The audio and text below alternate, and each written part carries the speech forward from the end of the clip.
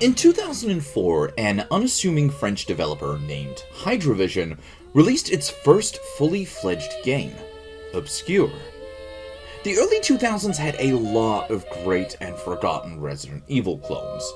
Illbleed, Blue Stinger, Deep Fear, Martian Gothic, Silent Hill, Dino Crisis, Rule of Rose, Fatal Frame, Alone in the Dark. Pretty much for every one Resident Evil game released, there would be 10 other off-brand survival horror games that were hoping to get caught in the slipstream. Some of these games hit it off big and grew into successful franchises, like your Silent Hills and Fatal Frames. But a lot of these just kind of faded to the wayside. One series of games that, honestly to me, was looking like they were going to be the next big horror franchise was the ObsCure series. Its debut game releasing in 2004, and a sequel dropping just a few years later in 2007.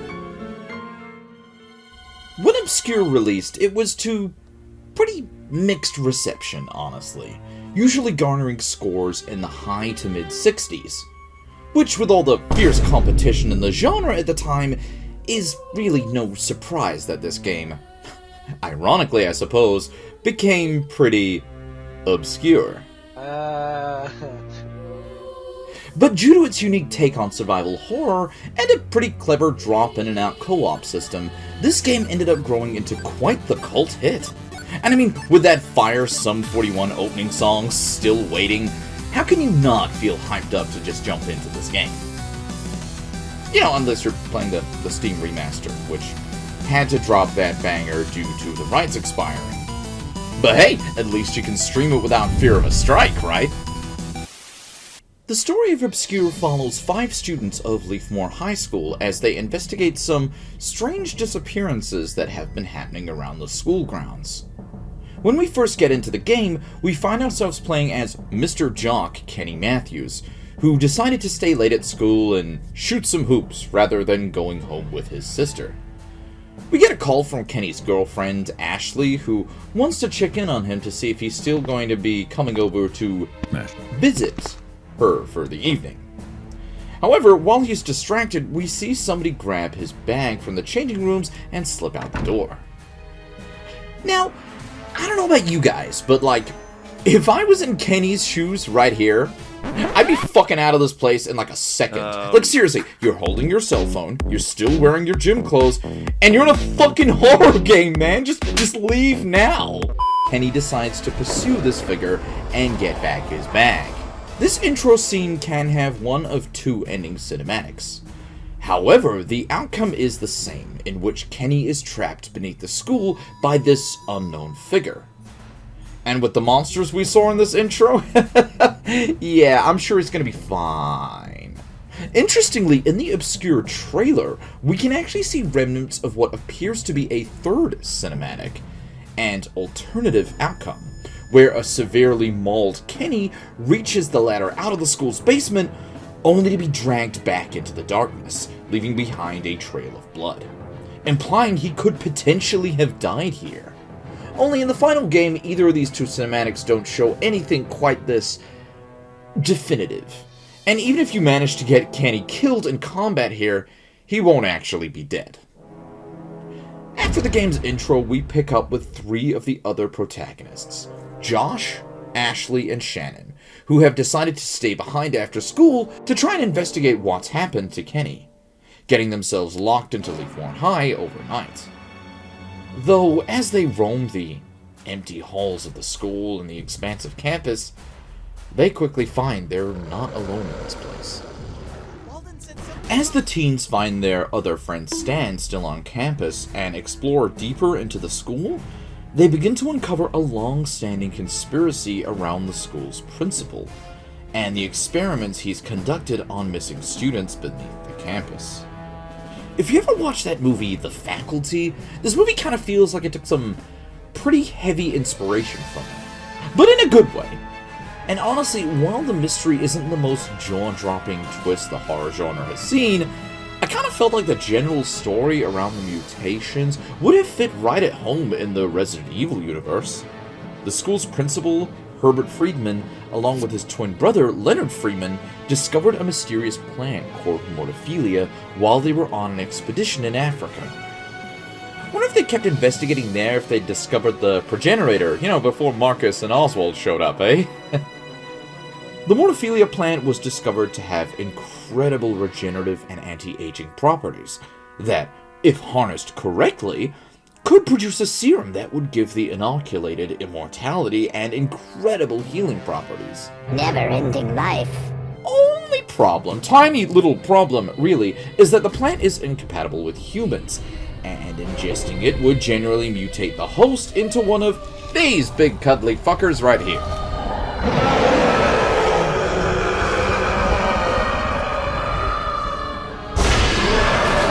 So, not the most ideal outcome for all parties involved. The plant also had an aversion to sunlight, which is, kinda odd given it's a plant and all. A trait that it would pass on to any species that ended up ingesting it. When Leonard and Herbert went to the medical board with this discovery, they were essentially told to cease all studies on the plant due to, well, reasons. But they decided to instead just carry on researching the plant, building Leafmore High as a cover for their secret laboratory, which also gave them the added benefit of all the test subjects they could ask for. ObsCure's gameplay feels a lot like a Resident Evil title, but with its own unique quirks that really make it its own beast. Firstly, the game can be played entirely cooperatively, which, in my humble opinion, is the coolest way to experience this game. You'll always be traveling around with another character in-game, be it AI-controlled or player-controlled. And with how aggressive the enemies can be in this game, you're gonna need it. Each of the 5 playable characters have their own unique ability, which helps them excel in certain areas of the game. Though none of them are really required as such. For example, Josh can tell you if there are any remaining items left in a room. I know there's something else. Great for your first playthrough, as missing ammunition or healing items can be pretty rough in the later half of the game. He also has the highest running speed of characters, which is incredibly useful, only outpaced by Kenny due to his ability to sprint.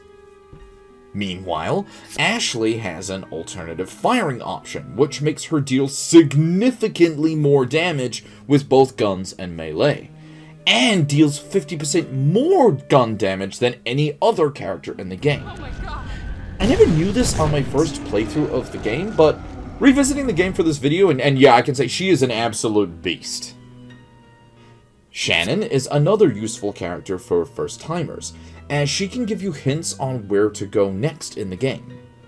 Though they're not too blunt that you feel like you're being spoon-fed the game, just little things like, hey, we should check back here.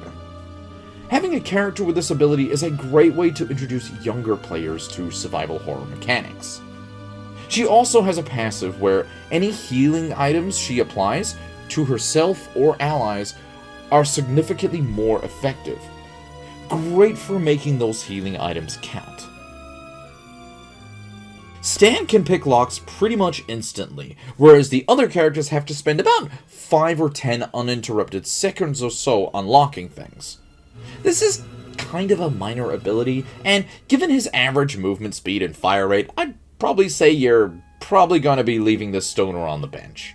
But he's got some pretty goofy dialogue for cutscenes. Nothing, dog. I'm just editing my notes. If you want, I can do the same for you for only $50. And finally, we have Kenny, whose unique ability allows him to sprint, which can help with avoiding enemies or just traversing the school a little quicker, as well as having higher resistances to damage than any other student, and a fairly nice buff to his melee damage.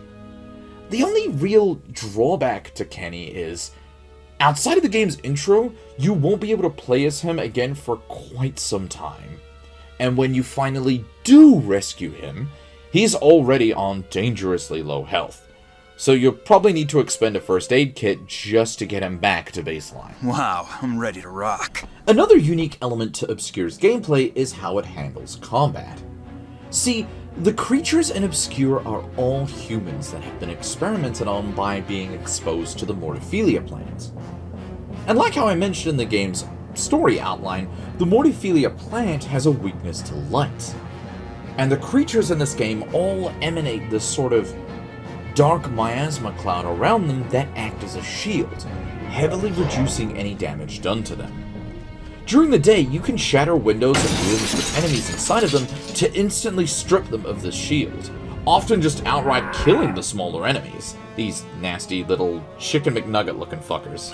But as you progress in the game, the sun will set upon Leaf more high, and you'll lose the advantage of natural sunlight. And that's where flashlights come in handy. You can either have your partner character equipping one, or if you have some duct tape, you can actually attach a flashlight to the underside of your gun. There is a finite amount of tape in the game, but unless you're detaching flashlights to attach others, you likely won't run out of it. And are better off just having your partner or friend also have a gun with a flashlight attached. While aiming a flashlight at an enemy, you can activate the torch's boost mode, which while focused on an enemy, will strip away that shadow shield they have and open them up to taking way more damage from your attacks. Every flashlight in the game has a boost meter, which you need to be mindful of, as the minute the boost stops, the monster's miasma will rapidly regenerate. There's also these super nifty flash grenades, which you'll find very rarely throughout the game. Definitely save these for more stressful encounters, like when there are multiple evolved students in the same room as you, because these are essentially an instant kill on the whole room after a brief delay.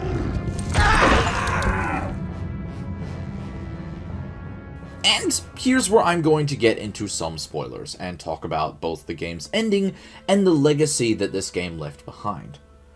So, even though this game is, pushing 20 years old, if you would like to avoid any spoilers, here's your cue. The game's climax has us doing battle with a fully transformed Leonard Friedman, who had injected himself with an unfinished Mortophilia serum decades ago, while Herbert had been trying to find a way to reverse the mutation for his brother's sake. Herbert had successfully synthesized a cure for the Mortophilia infection. However, the cure would not work on subjects who were in the later stages of mutation. Upon defeating Leonard, the surviving protagonists are seen emerging from the school's ruins, injecting themselves with the antidote, before one final showdown with Leonard. The game has essentially two endings, one in which all 5 students survive, and the other which features only the surviving students walking away from the gymnasium wreckage. Then a cut to the open graves of the other students who didn't make it, their coffins emanating the same dark miasma that the monsters of the game did. Of the game's 2 endings, the good ending ends up being the canon one that ObsCure 2 follows up from, though not all characters end up making a return, sadly. ObsCure 2 released in 2007, and continues on from the events this game had set in motion, even ending on a pretty exciting cliffhanger, which we would have seen resolved in ObsCure 3. If I had one! Sorry. See, there was a third ObsCure game, though its inclusion in the series was relegated to a spin-off game that really had little to nothing to do with the original 2 entries. Originally titled ObsCure Final Exam, but ultimately changed to simply Final Exam. This game was a massive departure from both the genre and gameplay of the first 2 games, and honestly left a bad taste in a lot of people's mouths. In isolation, the game was fine, but I think most people attached to the game's series at this point really wanted to see more of the ObsCure we all knew and loved. It's such a shame that the series had to just kind of quietly end like this. It had a lot of potential and a growing cult following, but just as the game was starting to hit its stride, Mighty Rocket Studio, previously Hydrovision, closed its doors. There is at least some positives for ObsCure, though.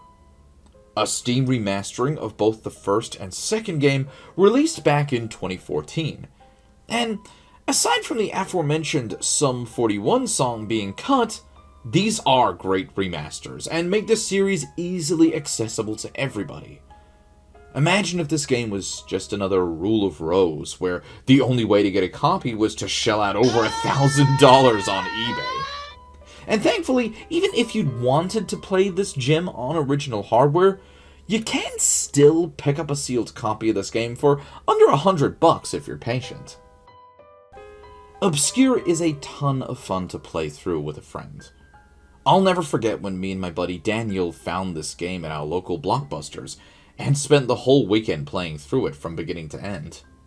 Most survival horror games of this era were single-player only experiences, and this is what made ObsCure really stand out from the crowd. It's got a great and chilling soundtrack that I've shamelessly used a couple of times here on this channel, and is well worth a playthrough or two. Runtime-wise, it'll probably take you around 3 to 4 hours to clear, and is the perfect game to round out the spooky season on. Give it a shot, or alternatively, I'll be uploading a full playthrough of the game to accompany this video here on my channel.